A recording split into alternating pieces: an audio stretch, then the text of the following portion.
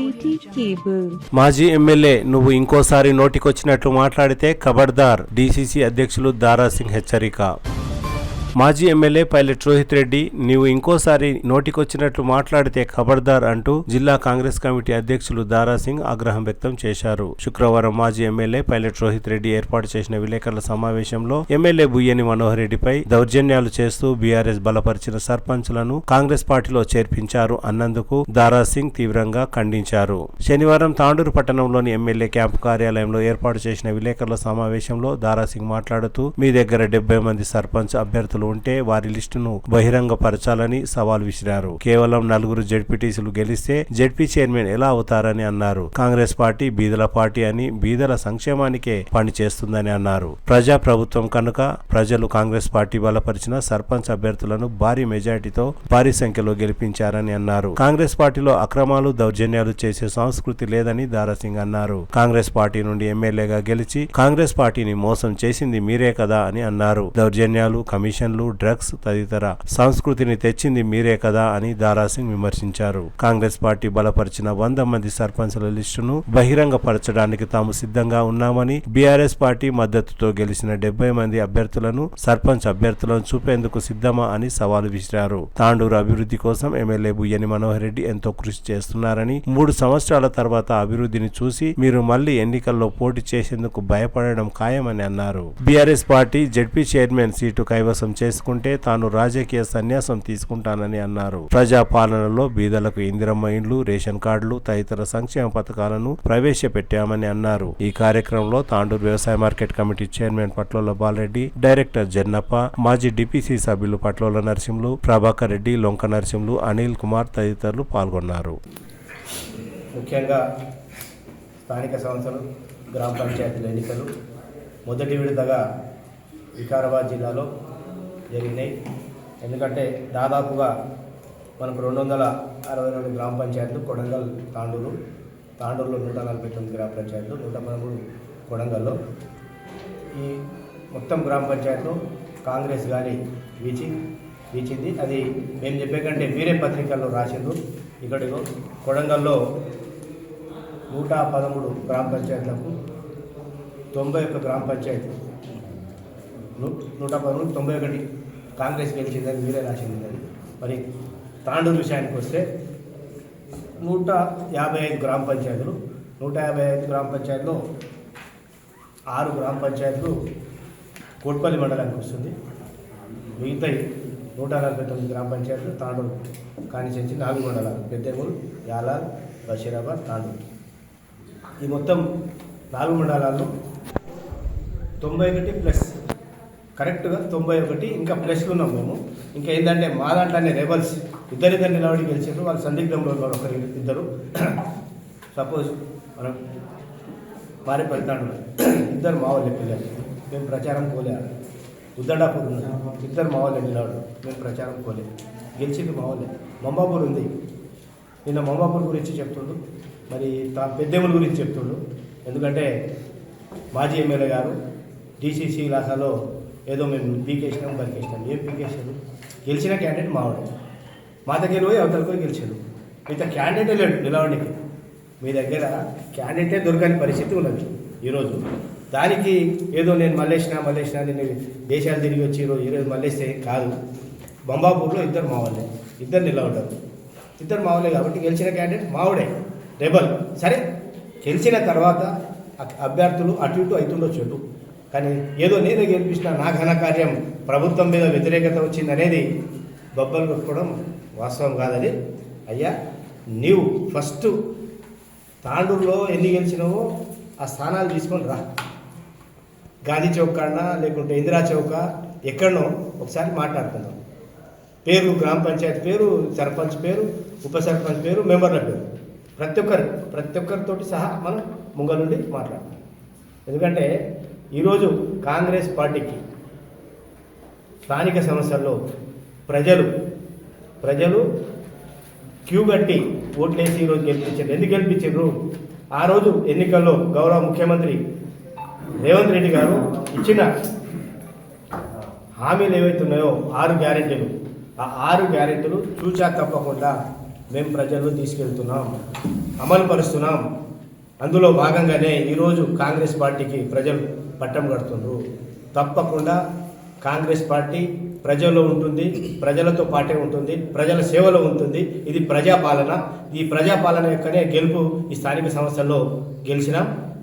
కానీ నీకు మాట్లాడే పద్ధతి లేక ఏదో ఫ్రస్ట్రేషన్లు వచ్చి నువ్వేం మాట్లాడుతున్నావో ఎవరికి ప్రజలకు అర్థం కావట్లేదు, మరి నీ కార్యకర్తలకు అర్థం కావట్లేదు. ఏం చేసినావు నీకే తెలియదు. వాడొచ్చి వాని దౌర్జన్యం చేశారు, వీళ్ళు వచ్చి వీని దౌర్జన్యం, ఎవరి దౌర్జన్యం చేశారు. అది నీకు గతి లేక ఉదాహరణ చెప్తున్నా నేను. నీవు పెద్దేముల మండలం ఓమ్లనాయక్ తాండ గ్రామ పంచాయతీలో 37 ఓట్లతోటి కాంగ్రెస్ సర్పంచ్ గెలిచింది.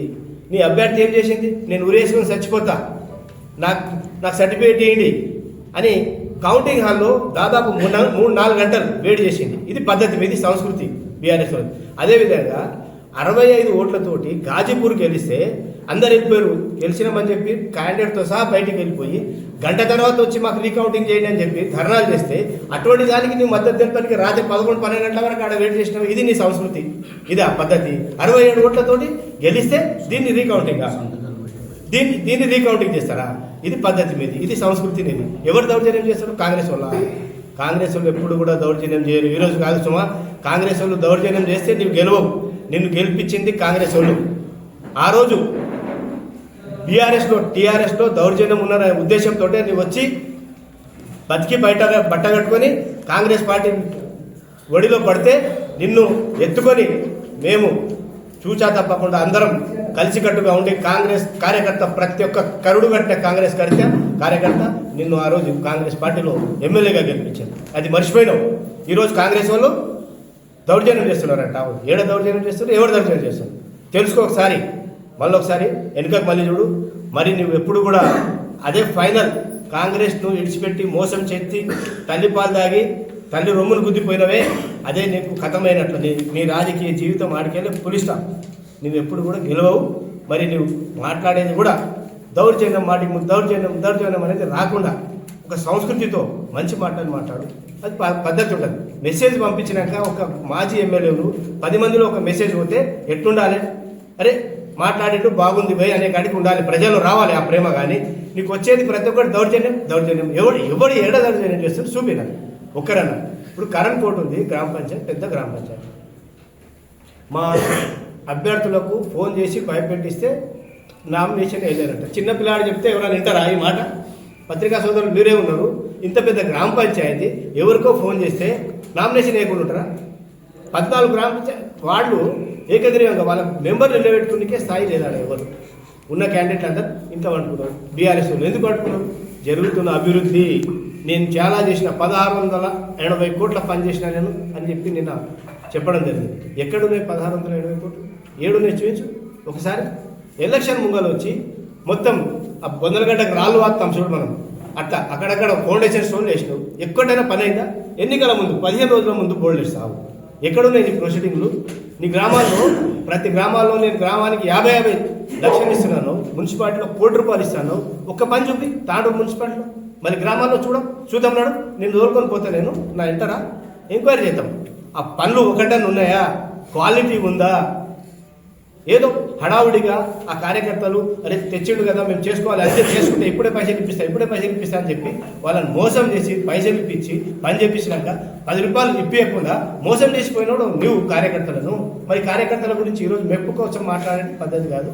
కాబట్టి దయచేసి రోహిత్ రెడ్డి గారికి నేను చెప్పేది ఏంటంటే మాట్లాడే సంస్కృతిని మంచిగా నేర్చుకోండి. ఎందుకంటే నీవు ఉన్నప్పుడు దౌర్జన్యాలు నీవు చేసినావు. ఇప్పుడు మా వాళ్ళు చెప్పారు ఇంతకుముందు గతంలో ఎక్కడెక్కడ దౌర్జన్యం చేసినామని. కార్యకర్తల మీద ఎవరైతే అపోజిషన్ ఉంటారో వాళ్ళ మీద పోలీస్ స్టేషన్ల కాడ పోలీసులను వాడుకొని పోలీసులను ఎట్లా వాడుకోవడం అంటే పూరా మీ ఇంటి బానిసలాగా వాడుకొని పని చేపించుకున్నాం. మేము ఆ సంస్కృతి లేదు. మా మనోహర్ రెడ్డి గారు ఆ పద్ధతిలో లేరు. మా మనోహర్ రెడ్డి సౌమ్యుడు, గౌరవ ఎమ్మెల్యే, ఎవరిని కూడా కాదనకుండా ప్రతి ఒక్కరిని వచ్చిన వారిని మర్యాదపూర్వకంగా మాటించి పనిచేసే వ్యక్తి. అభివృద్ధి చేస్తున్నాం తప్పకుండా. ఇప్పటి వరకు 1000 కోట్ల వరకు ఫండ్స్ తీసుకొచ్చినాం. అభివృద్ధి పనులు నడుస్తున్నాయి. ఇంకో 2 సంవత్సరాలు, ఒక్క సంవత్సరం ఈ సమ్మర్ పోయి నెక్స్ట్ సమ్మర్ వచ్చినంత వరకు నీ కళ్ళు జిబ్బిపోవాలి. తాండూరు నీవు వస్తేనే ఎట్లా వస్తావు అనేది. నీవు హైదరాబాద్కి వెళ్ళి తాండూరుకి వస్తే నీ రోడ్డు పరిస్థితి ఏంది? 5 సంవత్సరాలు నీవు ఉన్నావు, మరి ఏం చేసినావు ఆ రోడ్డు? ఒక్క రోడ్ హైదరాబాద్ తాండూరు రోడ్ చేయడానికి శాతకాలే. ఇక నీ మాట్లాడేది ఏమున్నది పెద్ద పెద్ద ఏం పని చేసినా? ఇప్పుడు నేషనల్ హైవే నడుస్తున్నది, నేషనల్ హైవే నీ టైంలోనే నడిచినావు. నడిచినప్పుడు నీవేం చేసినావు? నీ కార్యకర్తలు, నీ సోదరులు అలైన్మెంట్ ఒక జాగాలో 40 ఫీట్లు, ఒక జాగాలో 45 ఫీట్లు, ఒక జాగాలో 35 ఫీట్లు కమిషన్లు తీసుకొని తాండూరు మొత్తం సర్వనాశనం పట్టేసారు. ఎవరు కూడా బిజినెస్ పీపుల్స్ ఎవరైతే ఉన్నారో తాండూరులో సుఖశాంతులతో వ్యాపారాలు చేసుకుంటున్నారు. వాళ్ళు ఎవరు కూడా ప్రశాంతంగా ఉన్నారు ప్రతి ఒక్కరు. కానీ నీవు తెచ్చిన కల్చరు ఈ తాండూరు కల్చర్నే మార్చేసినందుకే నిన్ను తరిమి కొట్టిండ్రు. మళ్ళొక్కసారి ఏదో నేను అది చేస్తా ఇది చేస్తా అని చెప్పి నోటికి వచ్చినట్లు మాట్లాడితే తాండూరు ప్రజలు కానీ కాంగ్రెస్ కార్యకర్తలు కానీ ఎవరు కూడా ఊరుకునేది లేదు.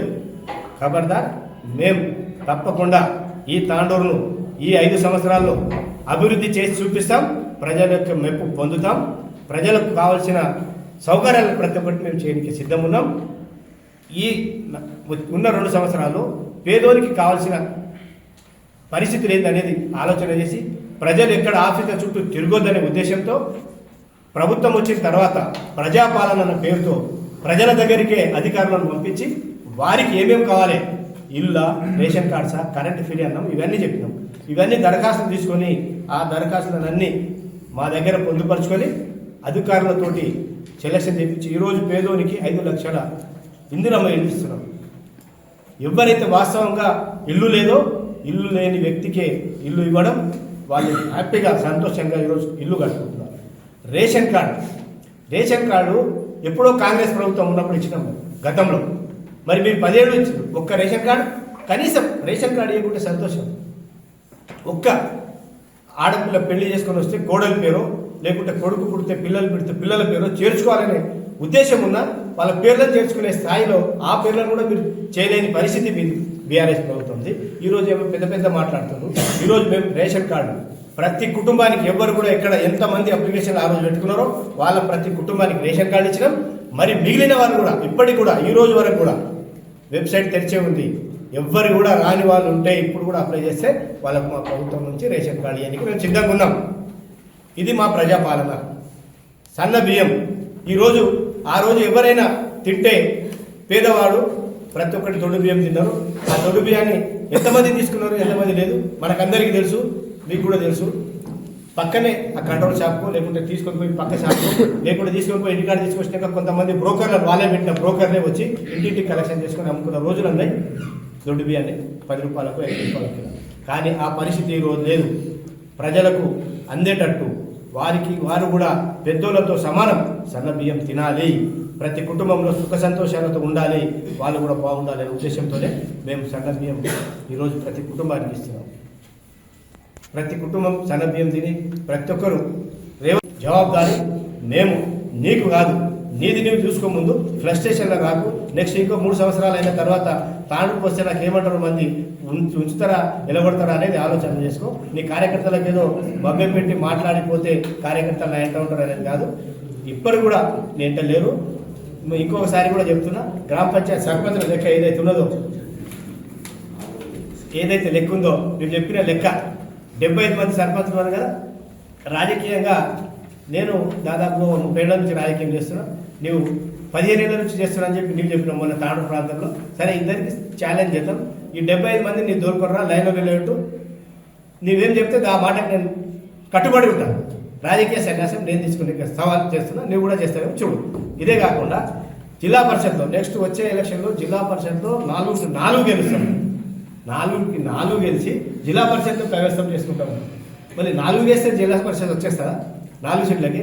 గతంలో కాంగ్రెస్లో ఉన్నప్పుడు వాళ్ళ తల్లికే మేము జిల్లా పరిషత్ చైర్మన్ అనౌన్స్ చేసినాం. మొత్తం జిల్లా మొత్తం ఆ రోజు బీఆర్ఎస్ అధికారంలో ఉంది, నీవు కాంగ్రెస్లో ఉన్నావు. మొత్తం తిరిగితే ఎన్ని గెలిచినాం? 3 గెలిచినాం.